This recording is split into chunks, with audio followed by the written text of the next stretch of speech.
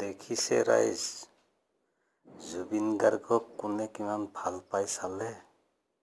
জুবিনৰ অনুৰাগী কিমান আছে এতিয়াতো আপুনি গম পালে যে ইমান ডাঙৰ মহান মানুহ এজন মৰিব মাত্ৰ 30 দিন হোৱাৰ পিছতে আজি দেৱালীৰ দিনা বম নুফুটাব বুলি আহ্বান কৰা পিছতো ইমান বম ফুটাইছে।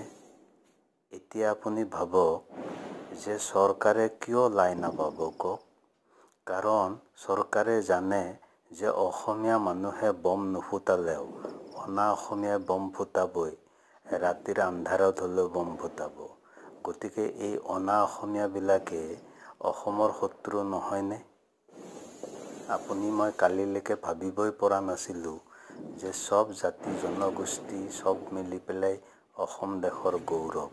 কিন্তু এতিয়া আমি বুজি পালোঁ যে দেৱালীৰ দিনা প্ৰথম দিনাটো ইমান ফুটা নাছিল, আজি এতিয়ালৈকে আপুনি বমৰ আৱাজ শুনি থাকিব। ঠিক আছে, মই এইটো অসমীয়া সমাজত দেখাইছোঁ য'ত লাইট জ্বলাইছে কিন্তু বম ফুটোৱা নাই, কিন্তু বমৰ আৱাজ একদমেই আহি আছে। মই আৰু এটা ভিডিঅ' আপোনালোকৰ আগত প্ৰস্তুত কৰিম য'ত বমেই বম ৰাস্তাত পৰি আছে, এইবিলাক ফুটাইছে, এতিয়ালৈকে ফুটাই আছে বম। আৰু জুবিনদাৰ যিটো আত্মা চিৰশান্তি লাভৰ কাৰণে আমাক বহু কথাই শিকাই থৈ গৈছিল, সেইটো যেন এতিয়া লাহে লাহে ধূসৰ হ'ব ধৰিছে।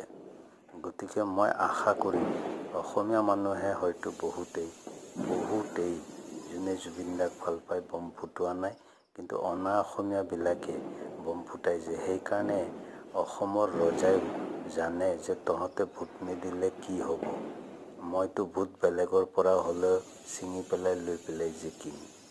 তো এইটো বাহাদুৰি তেওঁৰ লগত আছে, সেইকাৰণে হয়তো তেওঁ ভাবি আছে যে তহঁতে ভোট নিদিলেও মই জিকি যাম বিজেপিত, আকৌ এবাৰ মই শাসনত আহিম আৰু অপৰাধীক কেনেকৈ এইটো কৰি দিব লাগে মই জানো। আৰু এইটো এই জোনমণি ৰাভাৰ দৰে ন্যায় নোপোৱাকৈ শেষ হৈ যোৱা এটা কেছ হ'ব।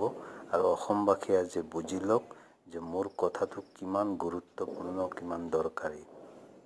আমি সবেই শুব পৰা নাই, খাব পৰা নাই, একো কাম কৰিব পৰা নাই, তথাপিও তেওঁলোকে কিন্তু এইটো কৰিয়ে আছে।